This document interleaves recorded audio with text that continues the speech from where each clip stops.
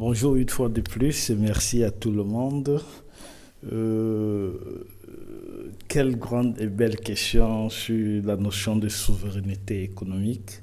Je l'aborde parfois avec beaucoup de larmes aux yeux, mais je reste optimiste parce qu'il s'agit de notre continent, de l'Afrique, et beaucoup plus d'une notion de prise de conscience.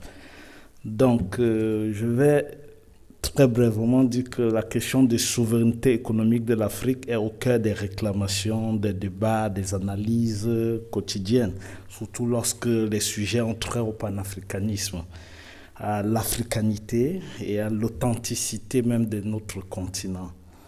Donc, quelquefois, on a les voix pessimistes et d'un autre côté, nous avions cette manifestation optimiste et objective d'une claire détermination. Ça, c'est l'enjeu fondamental.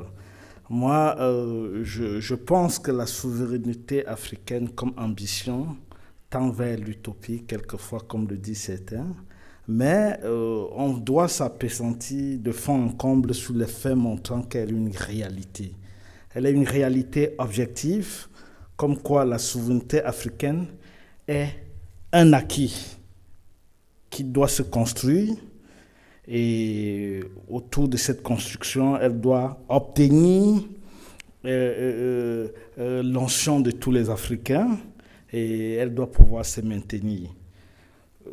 Tout à l'heure, on a abordé la notion de coopération, autre chose. J'ai lu une économiste africaine que j'aime bien citer, Dombisa Moyo. Elle a écrit un ouvrage, L'aide fatale, parce qu'elle parlait de l'aide au développement et de cette coopération nord-sud.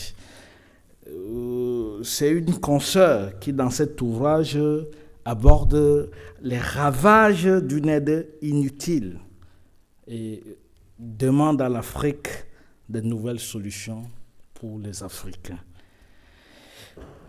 Donc, on a des obédiences sociopolitiques et surtout scientifico-économiques qui divergent quelquefois, d'autres qui soutiennent le fait de prétendre à une souveraineté économique qui reviendra à réduire à plus de 50% les importations du continent.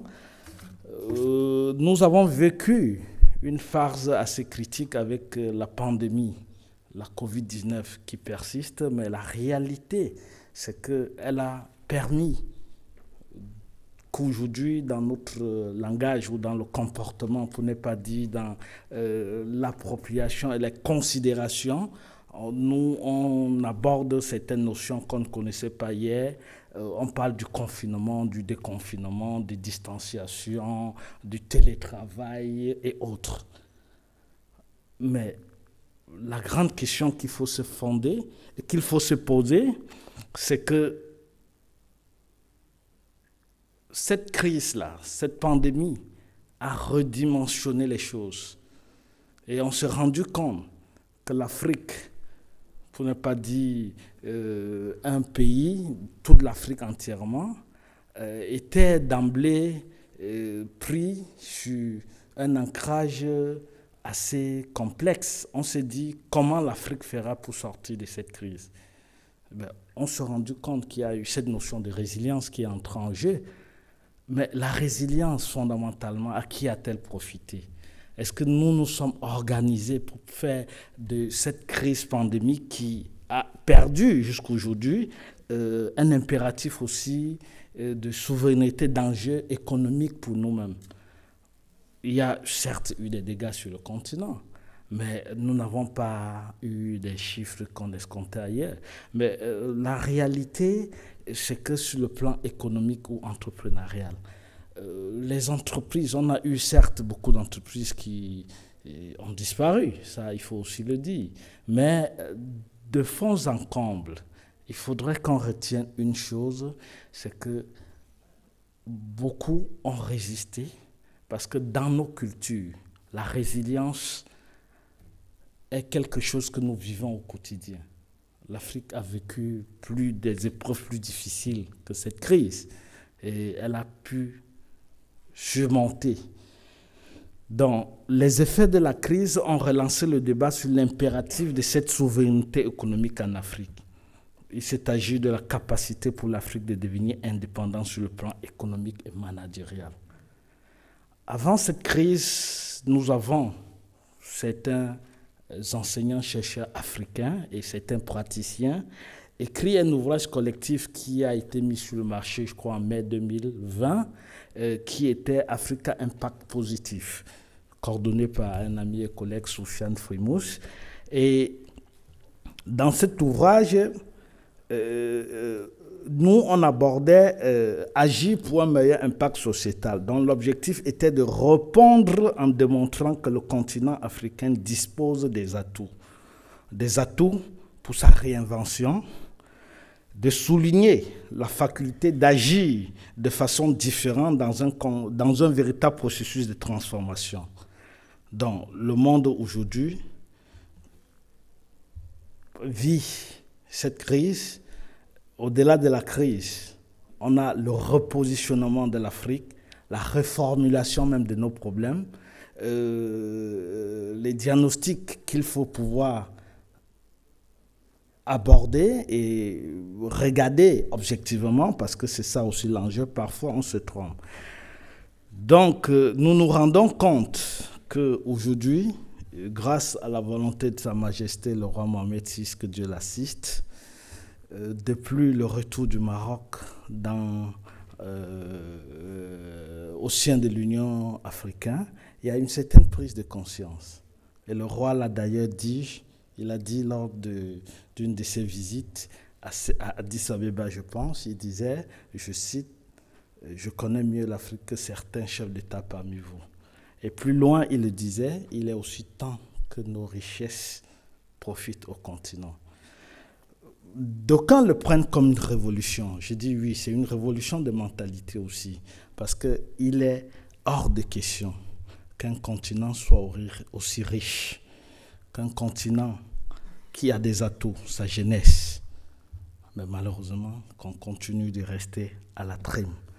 Donc, pour moi, l'enjeu de cette conférence, c'est aussi faire comprendre que par le sud du Maroc, on peut relever les nouveaux enjeux de développement de l'Afrique.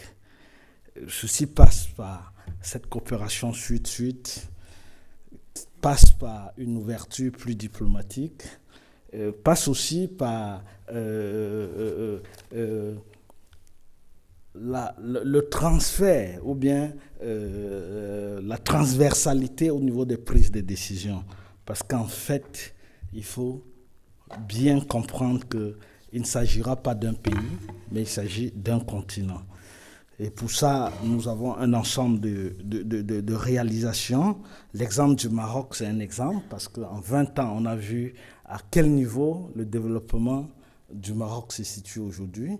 Et ceci nous amène à comprendre qu'aborder la question du développement, c'est plus une question de volonté politique. Quelquefois, on a cru qu'il faut d'abord avoir de l'argent, qu'il faut trouver de l'argent. On a eu cet ancrage de la coopération nord-sud qui venait nous imposer en réalité ce qu'il fallait faire comme approche de développement, mais est-ce qu'elle répondait à la réalité ou au contexte de ce que nous on voulait faire? Le Maroc donne un exemple qui devrait être cet exemple des échanges sud-sud auxquels milite tout au long de l'histoire. Aujourd'hui, on se retrouve et dans cette zone du sud du Maroc. On a parlé un tout petit peu de cette zone de libre-échange qu'il faut aussi intégrer. Et pour ma part, je pense que les chefs d'État africains l'ont compris. Depuis une année, en janvier, on fêtera le premier anniversaire de cette zone de libre-échange. On se rend compte que l'Afrique du nord au sud, de l'est à l'ouest, chaque positionnement de l'Afrique a une réalité. Les réalités sont là, les richesses aussi sont là. Mais à qui ont quelquefois profité ces richesses?